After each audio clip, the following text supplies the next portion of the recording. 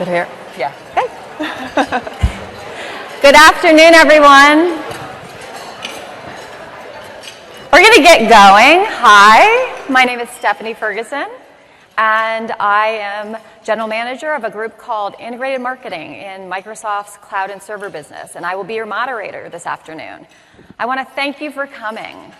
We are thrilled to have a group this size here to network and have some interesting dialogue.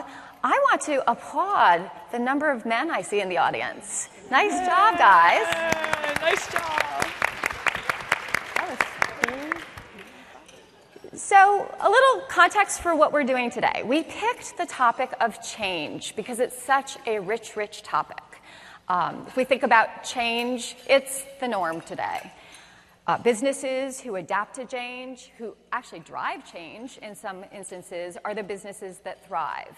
In the world we live in, the technology world, we enable change, we respond to change, we drive change with what we do. And if we think about our careers, it kind of goes back to the point that I made on business. Those of us who are able to navigate change well, those of us who are able to determine when we should instigate change, tend to do better in our careers. So we thought, what a great rich topic. The way we'll approach it today is we'll talk about some of those different aspects. So where does change happen and what do we do about it? What are some examples? What are some questions? And then when have we initiated change? Why did we do that? What were some techniques? So we're going to go at it from both angles. And I want this to be very, very interactive. I will start off by prompting our fabulous panel with some questions, but I want to get you folks moving right away with asking questions or prompting. So let me begin by asking the panel to each introduce themselves, and I'll ask them to tell us who they are, what they do, and actually prompt us by talking just briefly, mentioning a change that they've been a part of recently. Maybe they've driven it, maybe they're working through it. So with that, I'm going to hand it off to you, Claire. My name is Claire Henry. My team does the technical product marketing for Windows Server and System Center with a primary focus of the data center. And so we are really, and you'll hear, I think, Natalia speak about this, we are really changing fundamentally the way we bring products to market and talk to them, and that is an integrated approach. So a year ago, my role was System Center.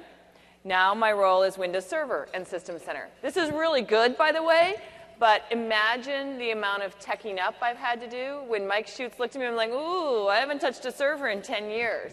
What is this thing called RDMA? I don't understand that. What's NUMA? So I really had to start taking some, really thinking about teching up. And so that's still a change I'm navigating and working through, surrounded by phenomenal people. I'm Natalia Metskavicius, and I manage an organization called the Partner and Customer Ecosystem Team. So we do product planning, then partner engineering, some co-engineering, co-development, and then work with customers to understand their needs to bring that into the product lifecycle.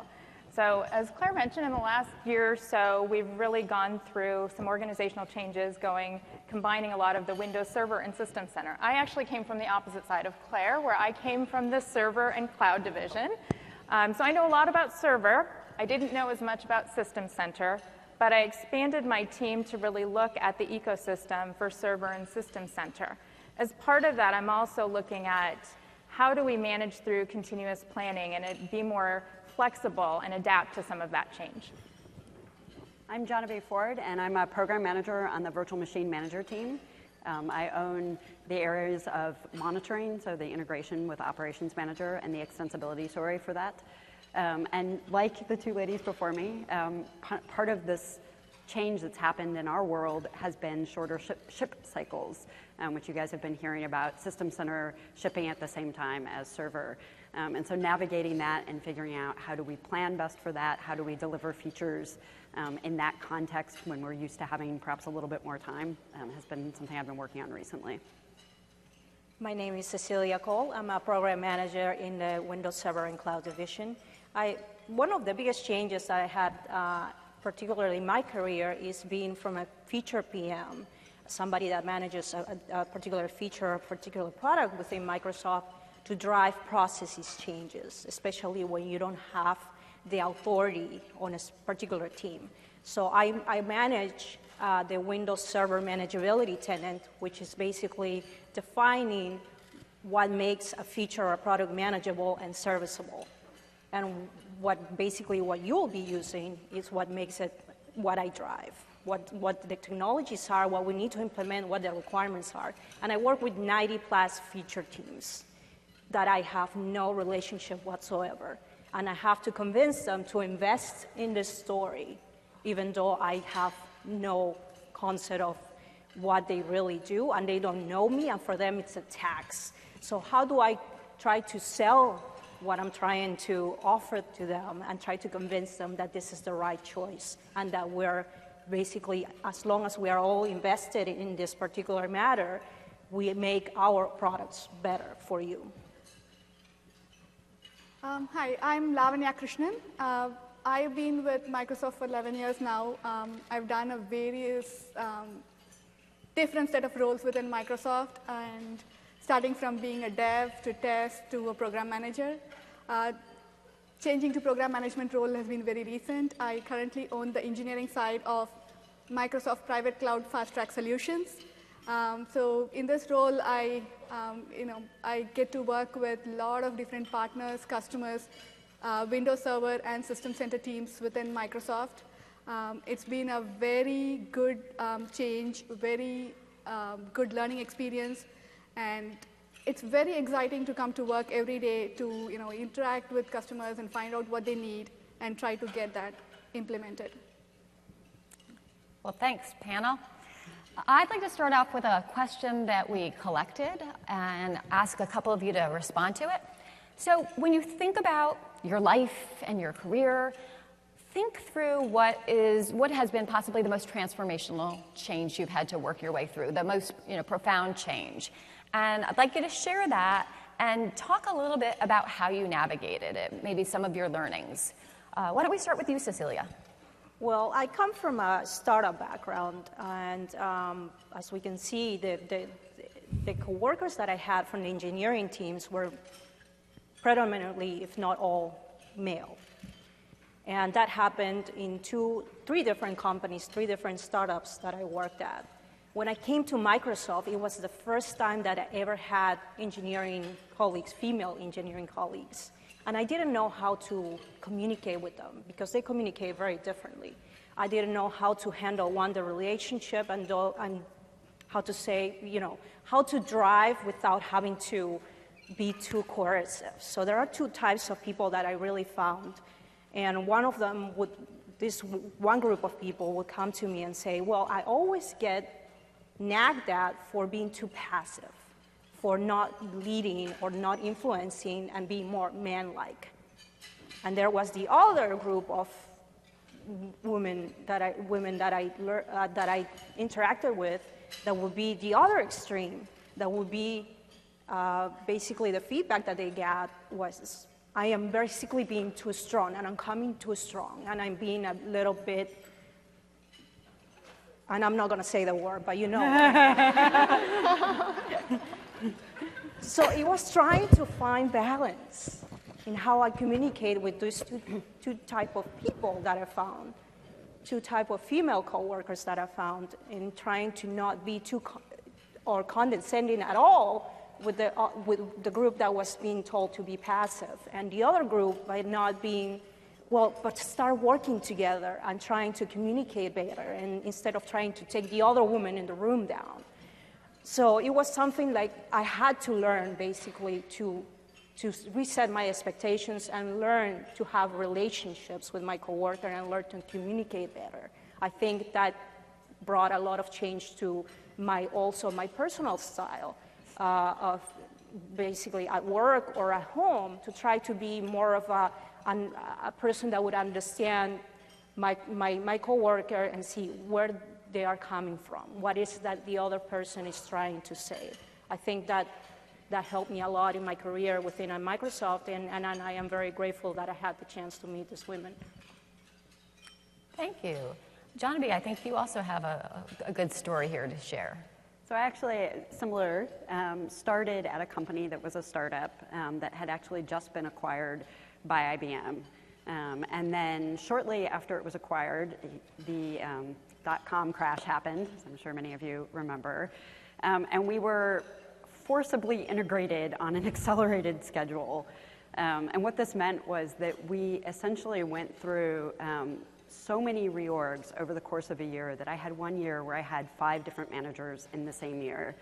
And I was never on the same product for more than one release of a product. So I was constantly moving from product to product, getting new managers, having to ramp up on the technology and the teams that I ended up on.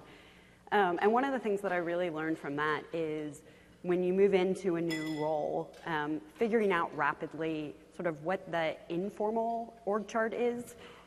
You know, there's sort of the people who are officially in power, and then there's those certain people that you know, if you go to them and you convince them of an idea, that things will happen. And that was really helpful when I came to Microsoft. I've had actually 2 significant changes that I instituted on my own. So one was I moved into a people manager role, and again, that informal org chart and being able to ramp up on things quickly was just really valuable. And then I later moved into the program manager role. I actually started in documentation. And when I moved into the program manager role, again, sort of figuring out how to get my feet under me and how to get things moving quickly was really a valuable lesson. Natalia, you want to tell us about your big change? So let me tell you about my change. My change is probably a little bit more extreme than most people would want to do. Usually they say there's some big life changes that you have in your life. So the first one being birth of a child. There's also marriage. There's moving and buying a new house. There's taking on a new job. And then, of course, there's death. So I do not recommend doing more than one at a time. I actually had a time in my career when I was working for a smaller company, a CRM vendor, that was trying to be jack of all trades to everyone. So they were multi-platform, heterogeneous environments, and I was pregnant with my son. So towards the end of my pregnancy, it became very clear to me that the working dynamics were not maybe what I wanted once I started a family. And my last trimester, I think there were 4 or 5 days in a row where they had me work all night to look at perf and scale and doing some software development. Not the best environment when you want to start a family. So I actually made a big life decision. I decided that that career choice wasn't the right one for me, and I made prioritize some changes. So I decided I was going to move closer to family. I decided I was going to change jobs to have a better work-life balance or work-life integration, however you want to talk about it.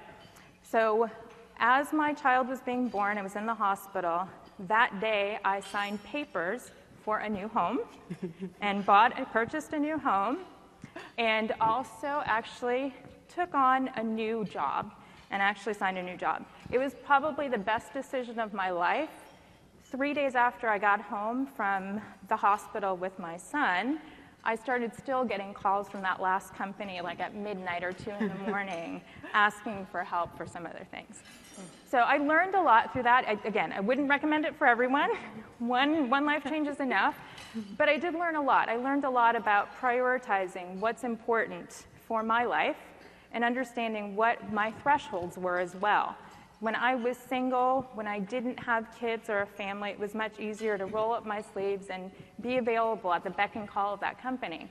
But as I started looking at what was more important to me, I made trade-offs. I understood what my thresholds were, I understood what those trade-offs needed to be, and I knew I needed to be by the rest of my family for support. So again, major changes, but I think that was probably the biggest one I've had. That's a great story, and I think you're pointing out that you can't compare the changes that you may thrust yourself into against a false status quo. Right. Your status quo had become unbearable, correct? Right? So, great call. So the other aspect of this, and you kind of led us there, is what about a time when you initiated change? You made the call, and how did you navigate it? And also, what were maybe some of the thought processes you had as you drove into that change? Lavanya, why don't we start with you on that? Yeah, so this is kind of the right time for me to talk about it. A couple of reasons, because just like Natalia mentioned, the time that I instigated major changes in my life, was when I had my baby and decided to make a career change as well. And I have to mention this here, Natalia is my mentor. So, You can see my influence. she did warn me about what I have to go through in the process, but she helped me throughout giving valuable advice. And I think I would like to share a couple of what worked for me here. Again, same thing, I was a test lead at Microsoft. I had a team of 10 people reporting to me when I had my baby. Work life was not easy to maintain. I had a team I was responsible for. At the same time, when I was on maternity leave, I actually did get an offer for this job, the program management job. I was very passionate about. I've been waiting for such an opportunity for many years, where I get to work with, end customers and different product teams. So I just couldn't say no, and I decided to make the change. And that's when, one thing that really helped me was, when you have a baby, you have to make a lot of personal choices, a lot of career choices. You have to start over in terms of setting priorities. I used to sit up and work at 2 a.m. in the night. I just couldn't do it later. Right? And when you're in a team, you're working, you already set precedents for your work habits, and it's kind of set. Just like Natalia mentioned, you'll just get calls at the middle of the night, for one-on-one meetings and stuff, and you just can't say no after a point when you've proven yourself to do that. So I figured that this probably is the best time for me to make a change, because it's going to be a new job. I could set the expectations from the beginning. And I was able to set more organized work style, work expectations. Now people knew what to expect from me at home, at work, and that really worked very well. Thanks. Claire, would you like to give us a little example of what you've initiated? Yeah, mine is similar, having to do with work-life balance and thinking about different strategies for moving through your career. I had 2 children, and surprise, surprise, I'm pregnant again. That's nice. I didn't close that chapter of my life, but surprise, surprise, it was twins. So all of a sudden I had 4 kids, and I was thinking I was a 2-kid family, and whoa, okay. So that went well, and I was in Microsoft sales, so I was in the field. I'm from Seattle, so I had some major Pacific Northwest companies. I was calling on Boeing, calling on Costco, calling on Nordstrom. And it was fun, and it was time of, the beginning of the .com. Really great things were happening, and my manager, great gentleman, Gary Cox, came to me and goes, I need you to take Starbucks. It's a big opportunity. I go, no. And he goes, what are you talking about? You're not taking Starbucks? This is like great opportunity. And I said, that's too much. I really want to be connected with a customer as they implement our technology. I want to see it through. And he goes, you should be in consulting then. I go, oh, I'm not technical enough. And he goes, no, I need you in consulting. So imagine, if anybody from Nordstrom in the audience? Okay. Oh, yay, all right. So imagine on Friday, I'm in downtown next to the Sam building, and I am your account rep. Monday, you're paying for me. So that was a huge transition. I went from sales to consulting, and I stayed with Nordstrom for about 4.5, 5 years as a consultant, enterprise strategy consultant. And it was awesome. And I think what I learned from that is a couple of things. At the time, with consulting, you had a certain number of hours where you just had to study on your own. You had to go out and build servers. You had to learn the technology, so I could always be at least an hour ahead of the customer. But I could do that at home, and I could do a lot of that work at home. And it also kind of taught my kids some interesting stories. So we would have homework hour, and we would be sitting there, and I would be studying, and they would be studying. And then we would have deer time, drop everything and read time, where you had to throw your homework away and everybody climb up on the king-size bed and just relax. So it really taught us as a family how to make sure we stayed focused but also connect. And as a surprise, surprise, it was probably one of the best career choices I've ever made, because first of all, thank you, Nordstrom. They were a really great customer. We got to bring Nordstrom.com to market. We got to do point-of-sale system. It was just amazing. I think I recognize you, too. And it was just amazing. So thank you very much. But also, it opened up so many further opportunities for me. I got to go do an engineering role, and now I get to do technical marketing. So it was just great. Thanks. Natalia, you have a little different story here, I have a different story, more from a business perspective. So as you probably have all seen, we've kind of switched to a faster cadence in this release. And the market dynamics are changing. They're very rapid. The competition is changing very rapidly. So in my group, since we manage planning and engage with the ecosystem team, what I've been really challenging myself and my team to look at is how do we get inputs faster? How do we understand what the pulse is of the market, what the needs are of the customers, what the ecosystem wants? So we've been moving towards continuous planning. So whereas before we may have had specific windows of opportunity where we would analyze data, we would understand the needs of the market, and then transfer that with the program management team, work with the program management teams, we are really redefining our processes of how we engage with customers and partners and planning. So we're constantly getting feedback. That meant redesigning completely some of our processes, our procedures, our data inputs, our BI, so the ways we're actually analyzing the data so we could analyze it quickly and effectively to be more agile and flexible.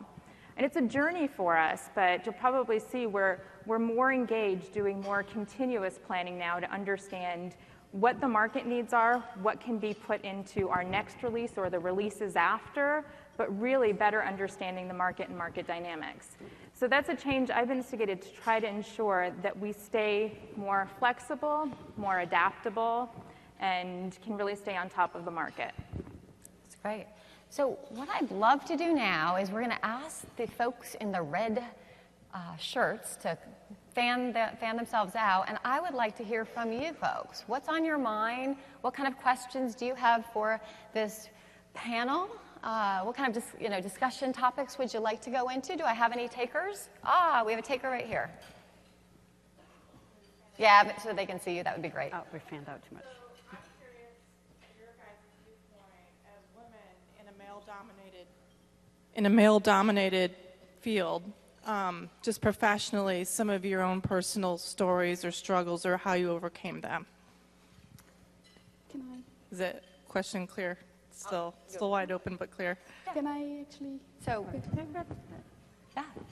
So I wouldn't, my experience is not really about a work where it was fully male dominated. However, it was predominantly male members in the team. And when I made a shift to being a lead in the management role, I was the only woman in that team. And they had worked together, they had camaraderie built, and they had they had some let's say meeting processes and stuff that were like not very conducive for women. It was quite a bit of a challenging change. However, what I think what helped me was understanding each person individually on what where they're coming from helped a lot. And I have to say that it takes two sides to make it work. And some of my male colleagues actually did slow down, and they basically started making changes. And I think Microsoft is a great place that way, where they actually do try and accommodate wherever they could. That said, yes, in a meeting, a lot of times I have to sit right in the middle of a series of foul words, and then some mannerisms and some, usages that I was not used to. But eventually it took like 3 or 4 months for me to get the rhythm of what is being done and bringing it all back to the channel of focusing on the results, and that worked. And it took a bit of time, though. You want to jump in? Yeah. I can say something quickly. So I think across my career, Microsoft as well as other companies, I think I've been one of the few women in the roles that I've had, or a lot of times I'm the only woman in the room. And I've gotten used to that. I think even going through engineering school, sometimes I was the only woman in the classroom.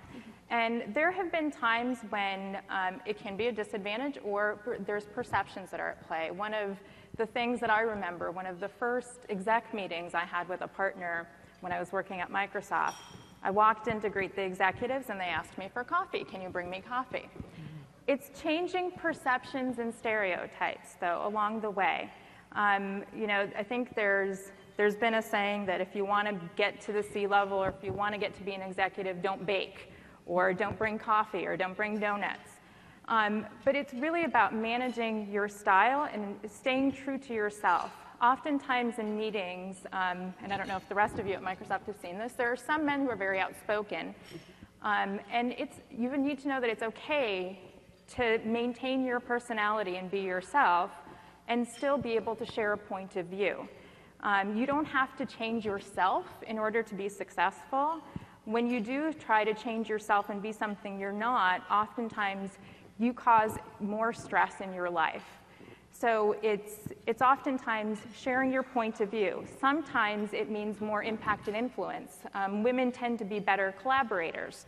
So I know a lot of what my organization does is I bring a lot of different teams together, whether it be external customers or partners or internal customers or partners, different product teams, marketing. But it's bringing all those people together to have more impact. And that's a trait that I have. And so it's managing my strengths as opposed to trying to be something I'm not. And just to build upon that, I think as women, we bring something different to the table. And you just got to accept that and take advantage of it. Don't be shy of it. Own it. Yeah, I would add that in the years of being in rooms where I'm the only female, there's a very interesting aspect to that. My voice is different. And when I talk, the room quiets and they listen. And I've seen that repeatedly through the years. So there's something to take advantage of there. The only thing I would add to that is I think women do a great job maybe of forming their relationships in a one-on-one nature in one-on-one meetings, and men tend to form their relationships around the conference room table. And Forrester did a really interesting study on this a couple of years ago, and that's okay. And oftentimes, like Natalia said, if I have a big meeting where I need something, I make sure I understand who the men at the table are who are going to help me, and make sure those one-on-one relationships are prepared to be my supporters in the room, and that just helps build my confidence tremendously. That's great. Other questions? Here we have one over here. She'll be right down with the mic. Thank you. It works. I just wanted to ask you the role of mentors, right? So not only mentors who are men, which might be there, but as well mentors of women. Things have moved along since the 80s when I started out. So it must be that there are more women there to mentor other women. And how has that helped with your career? What? Yeah, I think I can personally vouch for that. Natalia has been a great mentor, and it's had a very, very positive change. It does help to have more than one mentor at times.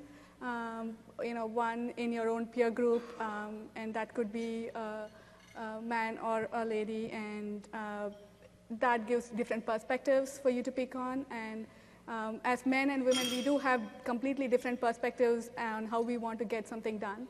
And it really helps to get both perspectives.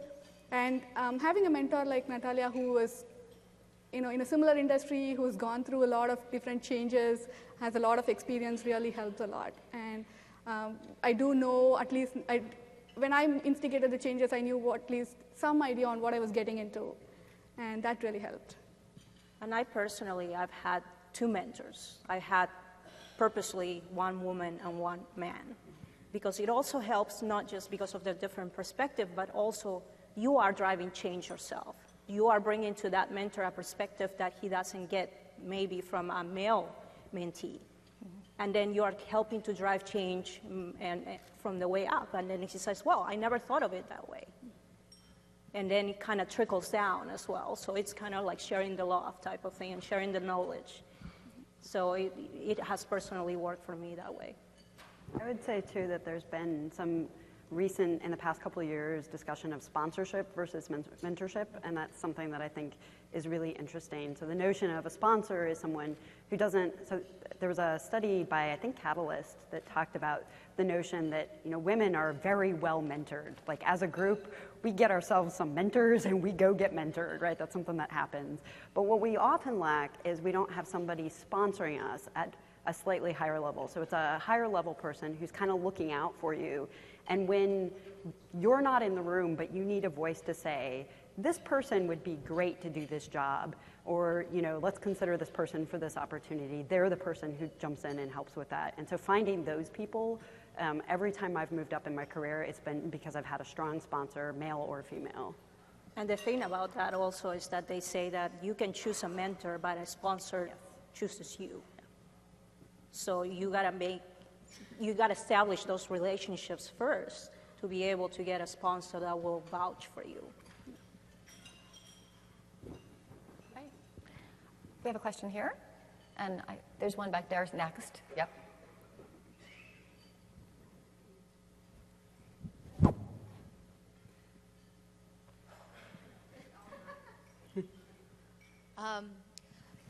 Following up on the first question and the second question, I have a daughter in high school, and we're doing our college orientation for engineering, and she is the only girl in the room. I mean, in a gymnasium full of people, she's picking out the other girls, and they're less than 10.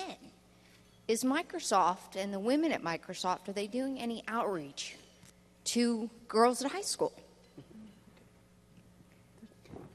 Why don't you start? So, I don't know all of the outreach programs, but I know we really invest in DigiGirls.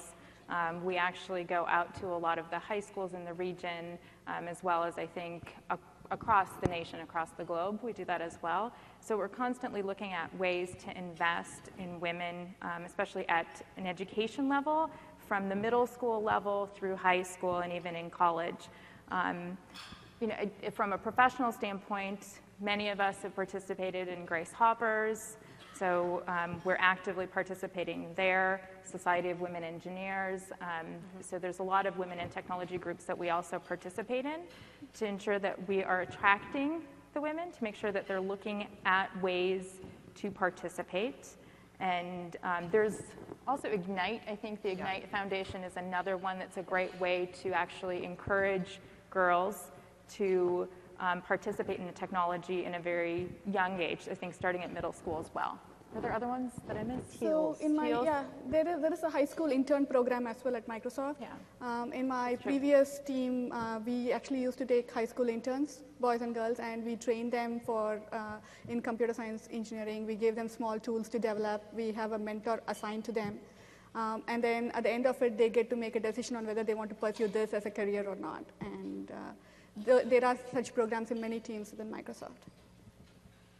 I think we've determined that it is absolutely a problem where you have to fill the pipe because the pipe is not being filled, and then we have to stop the attrition out of the pipe once they're in career because there's heavier attrition with women than there are men at certain levels in particular. So we're going at it from both angles, absolutely, as a company, and there are programs aimed along the pipe everywhere. And I think we do it not just because, we want more women in. We actually see the value of women. If 50+% of our customers are women, why wouldn't we want women helping develop the product? And so it's a business, as well as, caring about, women in general. And that's true across minorities in general, not just women. Yeah, it's the value of diversity. Yeah, there was a woman back there, I have a question. Going back to the topic of change, and you spoke about personal and organizational changes that you've gone through. I've noticed that some people, whenever changes are coming fast and quick, they stagnate, and other people thrive. Do you have any suggestions on how to improve your personal agility to respond to change, whether it's something that you brought on of your own or something that's come in externally? Go for it, Claire. I think it's a great question. Thank you for asking it. How do I stay relevant, balance my life, and so forth? I think, first of all, when you see an opportunity and having the passion, make sure it's a passion from you really care about this, not because it's obligatory. I think, first of all, you having a genuine interest, I want to do this, is step one to success. And then step two is remember, how are you going to learn on that process? And don't expect to be expert day one. But really saying, I'm going to go into this, and I've got a great opportunity to learn. And that passion fuels your desire to learn. And I think those two things are so important to doing that, and not just, I see the world going here, I want to do that. So it should come from, I care about this, and I want to do this. I would say, sort of to add to that it's very much about you have to love the process for getting there, and that if you look at people who are really great at what they do, they don't do it because they want to move up the career ladder or whatever, but that they really love that particular thing that they're doing, and sort of the other stuff comes afterwards. One of the things that's really interesting to me is you'll notice that, you know, if you talk to someone who's had a very successful career, they very frequently tell you what sounds like a straight route up to it.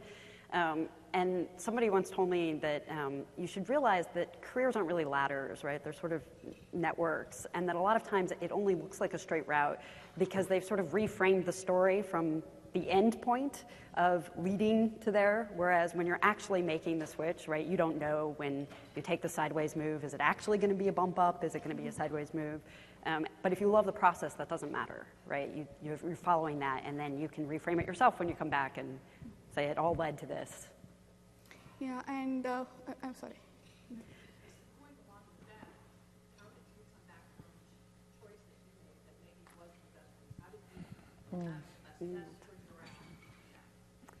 Yeah, I mean, I think, again, it's sort of to what...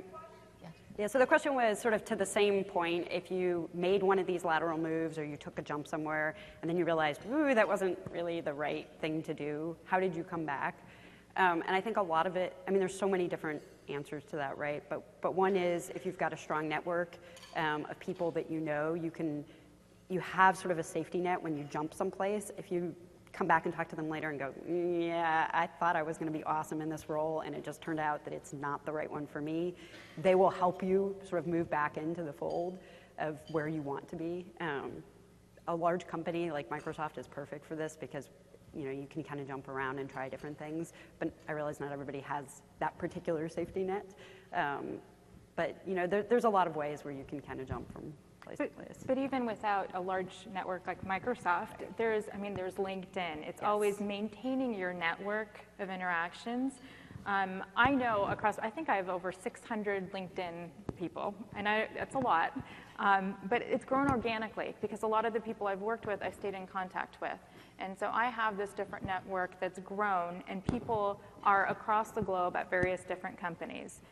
In the beginning, it was very small, and it felt a little incestuous. They kept going to the same companies, but then it grew, and it's maintaining that connection so people recognize the value that you provide in your different roles. So if you need to make a change, you have those opportunities because you've created those networks. I'd even say that they could help pull you out to recognize that you need a change. When you have those networks, they can be refreshing and kind of outside perspective for you. So we had, this woman's been waiting. Oh, she's up, you're next. And then please over here, we have some, so we'll want to go over there with the mics. So we'll do these two, up to there, you'll move over, and we'll go up there. Okay. Wow, good organizing. All right. I wanted to jump back to the conversation about encouraging and enabling girls that are potentially interested in programming.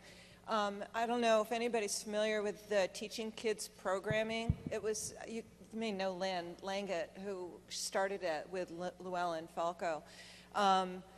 They've created this program that really makes it easy to teach kids programming. They're doing it. They're going all over the world doing it. So it's so, I've seen it in action. They did it where I live.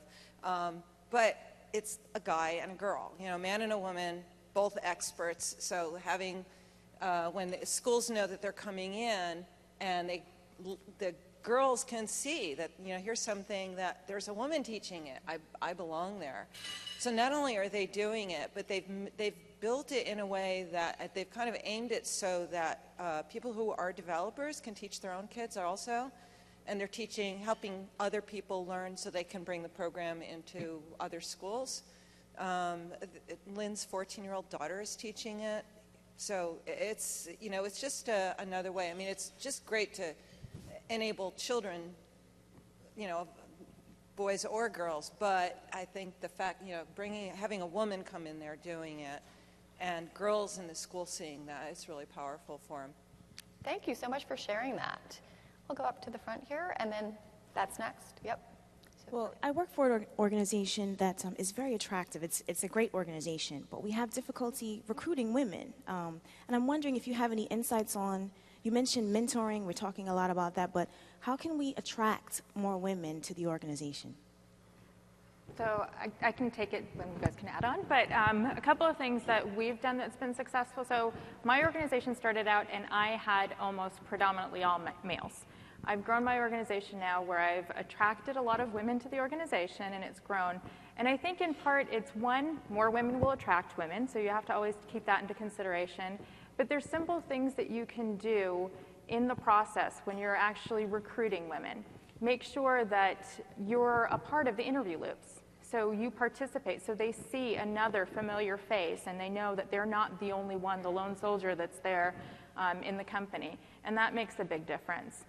If you have, I don't know if you have a women's organization within your company, you could even do something as simple as having monthly women's lunches. But again, it encourages then the collaboration, it encourages, you have community, and you want to encourage that community, but simple things like that can make a difference. Other things that women look at when they're going into different companies is the culture. So again, identifying what are the things that they're looking for. Are they looking for flexibility? And if your company offers that, make sure when you speak to them in the interviews that you talk about either the flexibility that your company offers or the things that may want to attract them. I would add that as women who love your careers, who love what you do, be visible. You may have seen the keynote yesterday. I was in the keynote. I had no desire to be in that keynote. I wanted to be in that keynote about as much as I wanted a root canal yesterday. But you know, somebody pulled me aside and said, it's really hard for us to show women if we don't show women. And so take a risk. Put yourself out there and show women how much fun we have in our jobs. Yeah. You did great. I didn't need you guys to do that. That was embarrassing. I'm going to go back.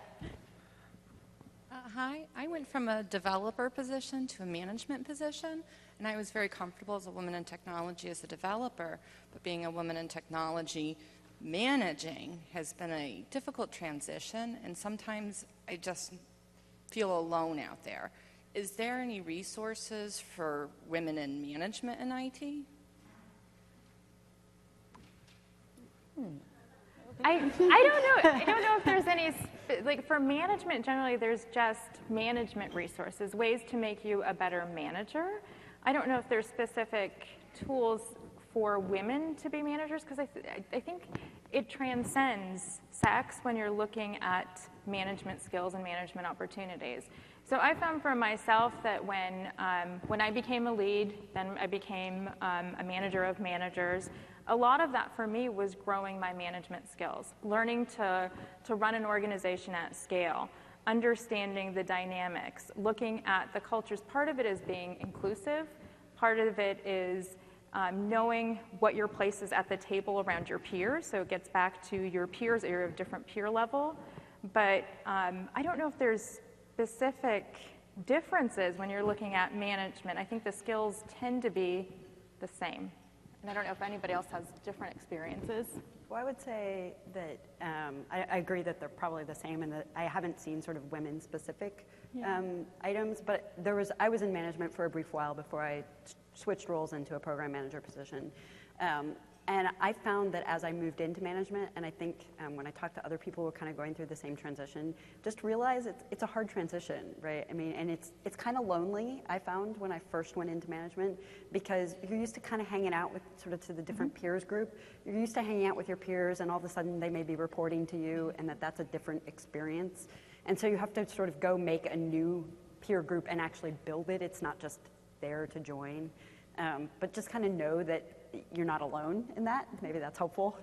Yeah, and also the same principles apply, right? Now that you've moved up, it's even a better chance for you to start networking with management and try to find a sponsor or a mentor, right? And that's where still all of the needs still apply. That won't change. I mean, probably the people and the faces will change, but the needs won't. Yeah, and I'd like to add on, when I moved into management role, that was a team where everyone, I was the first woman to join the team, and I joined in a management role, so it was very difficult having to adjust first in a team where there is no other women, and to manage the team.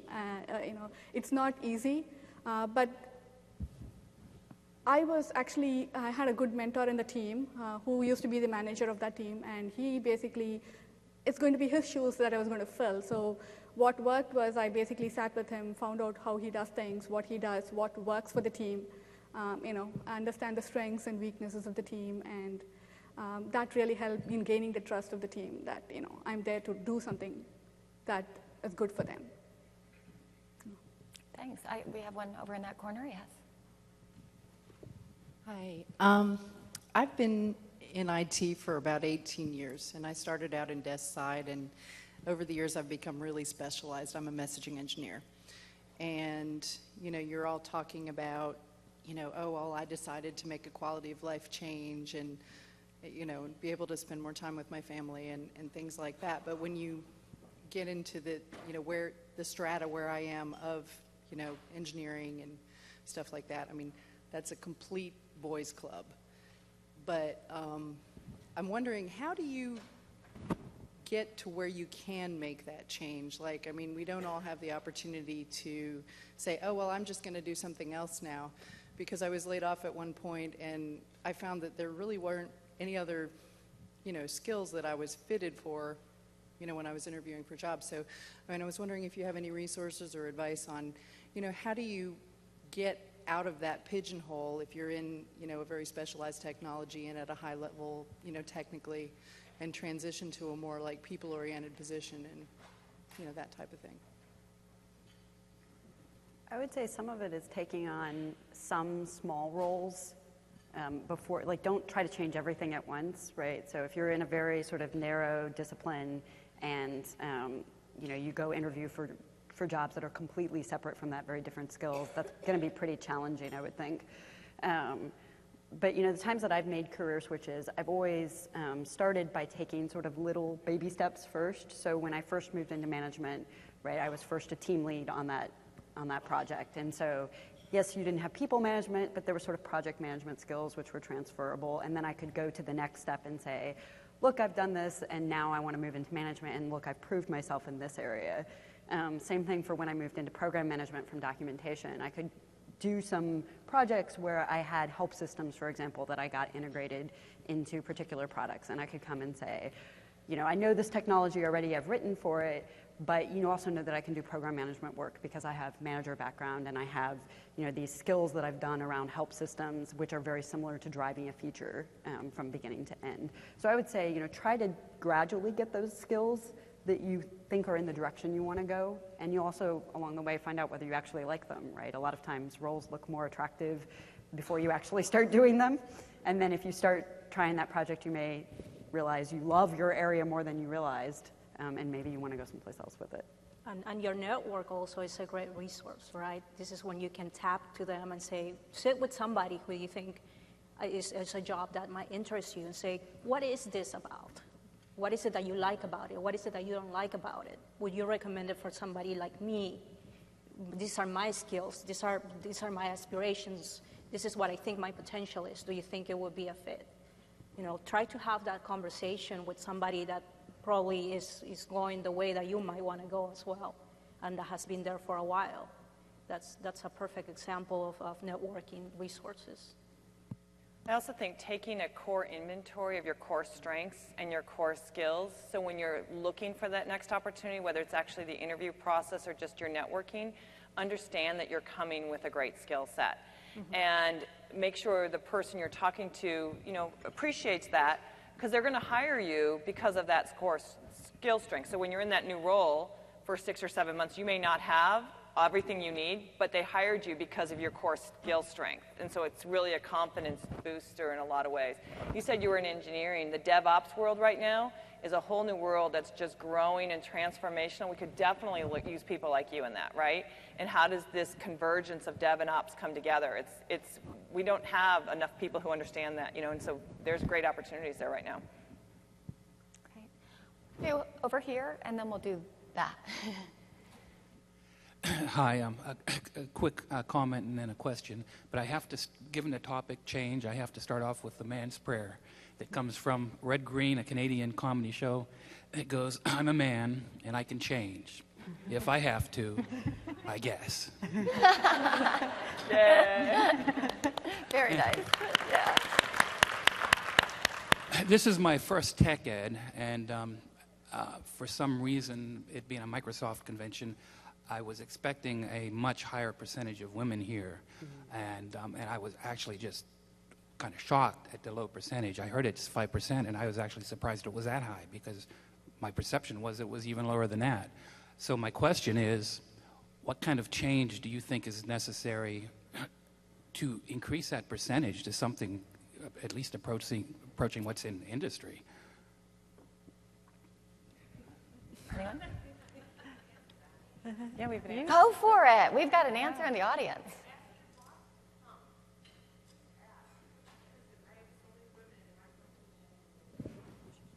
We have a very high percentage of women in our company, and they always are like, why do you get to go? And I said, I asked. It's real simple, ask. And a lot of times your boss will say, really, what's the value? Justify it, and you're here. I also think there's a little shift in the industry going on. If you look at the roles in the room and the roles that this conference represents, the evolving of the role is to become more of, I think about the data center specifically. You're going to bring more and more kind of business skills into that, analytics skills into it, as we think about hardware and convergence coming together and that coming together. And women are going to be super powerful in that. I call it the next generation MBA of IT. And so there's some opening and changes coming that I think will also foster that. So I think there's some really cool times ahead of us on that.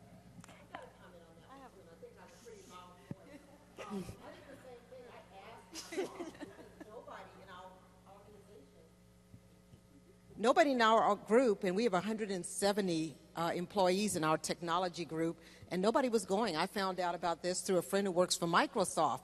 And so I asked, I was scheduled to go to UB Tech next week in Orlando, and I asked my boss, this looks more relevant. But also, if you look on the webpage, they actually give you a set of things in order to convince your boss to go. And that's what I did. I printed it out. I sat down with him and said, hey, rather than going to UB Tech, it works. Rather than going to UB Tech with you next week and another senior manager, I would prefer to go to this, and convinced him. I looked at the price. I was like, ooh. So, but the admin said, hey, the other guys get to go, and their conferences cost the same price. So as a result of that, I was the only one going. And as you see, Matt is here with me. He's one of our middle managers. And we have two other people. So two other of the guys came along. So I started it. I think you want to share as well? Yeah? As someone who speaks I also speak at conferences. I'm speaking here too. I also think one of the big things is in making women want to come to conferences. That's why I stick my neck out to speak. That's why you push yourself to be on the keynote. Not only for the women, for the people who are here, but then there's going to be pictures, and then next year when somebody's looking at the website and looking, oh, it's all for men, I don't want to go. They're going to see more women and more women and more women and go, oh, I belong there, and want to come. So I think I am a huge believer. I mean, I am not that comfortable presenting, but I do it all the time and all over the world, and that's one of the big reasons I do it, just to, be visible. I think the visibility is huge. Thanks. I know you want to add something as well. I just would like to say that a lot of women don't come because they cannot find babysitters. No. Get your husbands to babysit. Get someone. Your kids will survive without a week. And you get a nice break. I just had a comment for the woman in the back that was talking about transitioning from engineering. I had a similar path. I started in help desk, became a desktop technician, became manager of our IT services department, and along the way was always seemed to be training people, and made that transition to become a Microsoft certified trainer. So that's something else that you should consider, that you can always take your skill set, whatever it is that you know, whatever technology it is, and be able to train. Then you get back to working with people. And that's what I do. I train about 1,600 employees. You can also be part of a community called the MCT Ambassadors here at TechEd. Get to know Microsoft Learning. Then you build your network. And we have quite a few women that are MCT ambassadors here or working hands-on labs at this event, and it's a great community.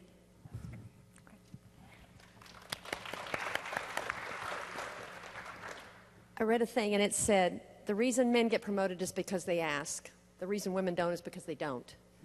If you see a job and you're like, don't say, wow, I would really like to be considered for that job. Write your boss and say, I want that job and this is why I deserve it.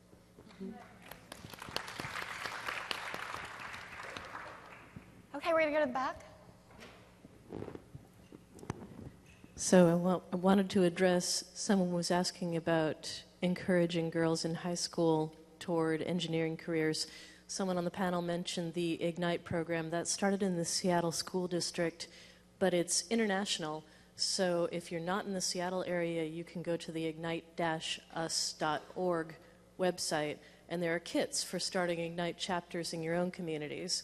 And this links women in technical professions with girls in high school for mentoring and guiding them and helping them along. It's a wonderful program. It's been very, very successful. One of the girls who job shadowed me then ended up at Expedia, for example, and a terrific program. But the questions that I have, a couple of them, as someone who left Microsoft a few years ago after a 20-year career, I'm curious specifically what you see as the causes of attrition of women in the industry and the specifics of what's being done to address that. And I shouldn't ask a two-part question, but I'm going to anyway. Have you dealt with ugly political situations at any point, and how did you deal with it? So it is very known and documented that women leave the industry to go take care of family. And then they don't come back because they don't stay in touch with work, and they are then intimidated by the hurdle to get back in. And that's quite a bit of writing about that is kind of interesting. There are companies that have built very specific programs, and we've actually worked on that at Microsoft as well, to keep the connection with women as they, quote, retire or leave, and keep a community going so that the on-ramp back into the company is there, the network back in is there, and that, that sense of the big boulder to push to get there is less so. So I know a number of companies, financial industry is actually very strong in programs like this. We do have one. It's something to think about, very easy to get going, even informally in a company. HR, usually jumps at the opportunity if they have a sponsor for it. So I will put that out there as something I've seen. No, and I would echo Stephanie's comments. I think a lot of it is the ability to on-ramp people back, and keeping that network is really critical in how we do that. And I've seen that even within my organization. There's been some attrition at a certain level band, and it's usually when people are starting to have a family or need to take care of a family. And maintaining the connections can help you bring them back in. I know from a personal story perspective, my sister, who was living in Chicago, she actually left work for several years because her infant son got really sick. So she left for 2 or 3 years, but she kept in touch with her employer, and through a leadership development program, they brought her back in 2 years later. And now she's at a CX level. So she's done very well, but part of it was maintaining that connection and maintaining that network and ensuring that she kept connected with them. The second part of your question was the politics question. And yes, I've seen it. I think we all have. I think most of it is non-intentional. I think if you see it happening and you go and have a conversation and say, I think I'm seeing something here, I think people are so appreciative of that conversation. I don't think it's intentional. I think they're wanting to learn. They're wanting awareness. And so I think that, having the ability to say, this doesn't feel like, I think we could do better, and here's the perception I'm receiving from this, is so helpful just to open the door and move through it quickly. And to your point, Claire, I think this is some advice that I was going to give anyway. So part of it is really looking at when you're in a situation where you feel it's highly politically charged, a lot of it is assume good intentions. Right. If you assume malicious intentions, you can get very defensive, and your reactions won't be where they need to be. You'll see ghosts where they're not there. You will see things that aren't there and start scheming. So really, you need to assume there's good intent and actually go to your leaders or go to the other people and talk to them. And if you start from that basis, you can usually get to a very collaborative discussion and work through it. Thanks. We're going to, in the interest of time, we're going to take 2 more questions, 1, 2, and then we're going to do a wrap because we are all the way at one end of this place, and I know people have to get to other places. So we'll try to get you out. I don't want to keep you over time. So let's take this question and that question, and then we'll have a few more comments. Yeah. I have a quick question. Have either of you dealt with situations where you've been at the table with male counterparts and you've brought an idea to the table and it's been somewhat resistant, and then another man at the same table in the same conversation could say the same thing and everybody agrees with it? And if so, how have you dealt with that? And also as it relates to frustrations, a man can yell at the table and everybody just pipes down and they react totally different, but when a woman yells, it's like, oh, she's super emotional. So have you dealt with that, and how have you dealt with it? So I would say one of the things that I have noticed about the man saying the idea later is you can actually do the same thing in reverse. So I'm not sure that I believe that that's a male-female thing as much of a last writer wins. Because I know that I've done that inadvertently before where someone was like, hey, that was my idea, and you just reset it. And I said, oh, I was so excited about it. So sort of to the assuming good intent, I would try in situations like that. Sometimes I've just called people on it and said, I said that 5 minutes ago. And if you say it with a smile and not like you're really angry, but just like, I caught you, it usually goes over fine. And I mean, I agree about the yelling. Like, it's the case that it's definitely easier for men to sort of raise their voices. Although a lot of times I've found that if I need to raise my voice, as long as I lower my pitch and I don't express anger in my face and in my hands, I can frequently kind of get the attention of the room with that. So it kind of depends. I guess there are certain skills that you have to learn, right, when you communicate. And one of the things that I learned at Microsoft is know your audience. How do they listen?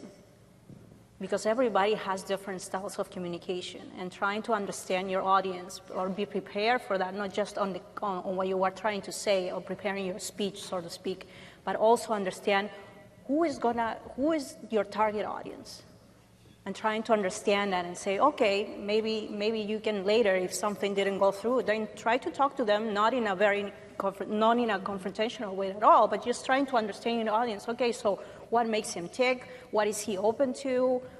Anything, trying to understand that person and see, okay, maybe if I pitch it in a different way, maybe he'll understand that and just say, oh, he's more receptive now. So trying different styles, but I would say ultimately try to learn your audience first. Yeah, I would add on to that. One thing that I usually do is if I know I'm going to propose an idea, I usually identify the target audience and go talk to them before the meeting. The premium. That way, one, I don't get, I don't have surprise people or people who want to oppose shouting at me at the meeting. And second, it kind of preempts anybody claiming the idea to be their own. And a lot of times it has actually worked. And I don't believe it's a men-women thing because this suggestion was given to me by my manager, who is a guy, and it works for him as well. Okay, we'll have this question. Okay, here's my question. I love what I do. I love where I am, but I'm starting to feel stuck. I've looked at certification, but certification's cost prohibitive. So what other ways can I progress in my career?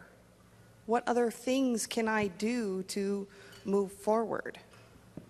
I'm sure. Technical readiness. Yes, you can. One of the things we're trying to improve is technical readiness and how to make it more accessible and what's the right path. We are clearly at an inflection point where there's new skills that have to be gathered and so forth.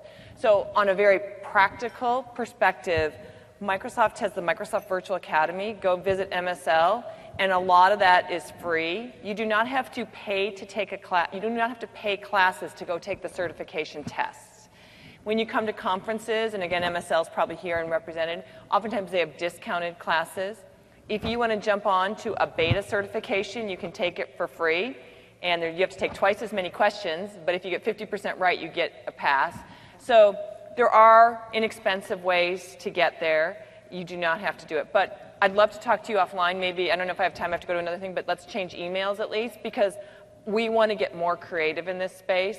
We want to make technical readiness and technical learning a lot more accessible and more interesting. So, but we have a lot of options there. But to definitely go check out our Jumpstart series and our Microsoft Virtual Academy. We just have a huge amount of curriculum there. And I think you want to add something to this, correct?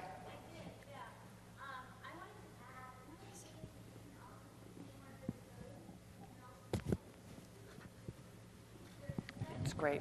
That's a great point. That you can really meet a lot of people who share your desire to move ahead and also share your excitement. And maybe that's part of it, is feeling stuck. Sometimes you don't have the peers or the colleagues that you can really share with. And if you go beyond that into the community, there are just wonderful people there. So I would really suggest that. Sure. I spoke about the opportunities in speaking to user groups. And it doesn't mean, there's such a diversity of user groups, so it could be C#, it could be .NET, it could be, some kind of an IT user group, but definitely that's a wonderful place to network. And if you don't have peers that you can really share your passion with, that's a great way to feel more rewarded and validated. Thanks for adding. So what I thought we'd do is, as a wrap-up, I'd like to go down the panel and ask them to leave you with some words of advice on managing change. Maybe something someone gave to them at some point, maybe something they've learned. And we'll kind of start with you and move on down. Thank you, Stephanie. So the one advice that has actually helped me a lot throughout my career is be yourself, but keep setting expectations, prioritizing as you go, because priorities change. There are a lot of changes that will be forced on you, that you might be forced to make. But setting the expectations always work. You kind of let people know what to expect from you, and there are no surprises and shocks at the end of the line. And that's been a great advice, and it's worked for me so far. That said, I'm sorry I have to run to a session. I'm speaking at a session at the far end of the convention center. So I'll have to make this change now and run. Thank you. Thank you all. Okay, we'll pick up with you, Cecilia. So one of the best advices that I got was from my test manager when I was going through a little bit of a rough time trying to understand the feedback that was being given to me. What I changed was my style of communication, and what I understood was, well, does that mean I have to change myself? Am I coming too strong? Is my personality wrong? What is pissing people off about me? But he said, it's not you. Don't take it personally. It's the way maybe you communicate that has to change. And what I changed was basically to talk less and listen more. Instead of trying to defend my position, I just zipped it and just listened. And then I understood what the other person had to say. And sometimes they were right.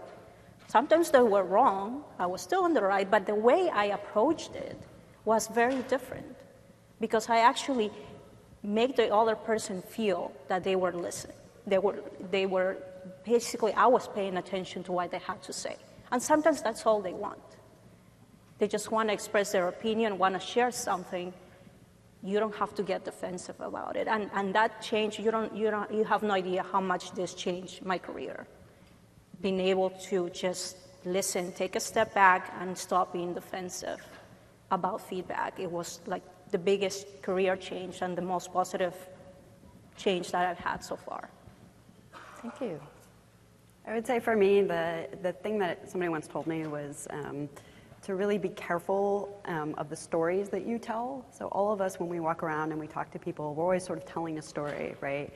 And there's a great book called Made to Stick, which actually talks about how you use stories to sell things and make ideas sticky to people. And those stories that you tell, you can really use them to cause change. So I've had times where I've gone and talked to people, and I've sort of told them a story about how I thought the world ought to be. And I was really amazed where a couple months later, sort of the world had shifted and met the story that I told. It was almost like magic, right? And I would say one of the things to realize is that that's often different than the formal processes of change that you see. So I heard a story once about marketing, where there were two marketing guys that had just been hired. And one of them sort of always told this story about how he wanted to go overseas some days, and he was learning like a new language, and he was really interested in it. And when an opportunity came up that they could send somebody to Tokyo for a 3-month stint, they sent the guy who'd been talking about how he wanted to be overseas and maybe live overseas some days. And the other guy went to the management team and said, well, why didn't you offer this position to me? And they said, well, we didn't think you'd be interested because you never talked about it. Like, you never told us that this was an interest of yours. And, you have a young family, and we thought maybe it wasn't the right time for you. So just really be aware of the stories that you're telling and tell the ones that you want people to change to. Okay, so for me, I think there's a couple of things that I look at. One is change can be really scary a lot of times because you feel like you're out of control. So one of the biggest things for me has always been understanding then what I can control and then what I can't. What are those variables that I can't? And then being very intentional then on the things that I can do as well as those that I can't do or won't do and prioritizing those. So that's been really critical for me in embracing change because then I felt like I have some control and I can actually manage through it. Before I felt like it was completely out of my hands. The other advice that I actually got from our previous president of Server and Tools was Bob Muglia, was again, assume good intent. And that's one of the key foundations a lot of times as you're going through either change, politics, everything else. People are always moving fast. A lot of times they're doing things that they think are going to better either the company or the relationship, and they may not see your point of view.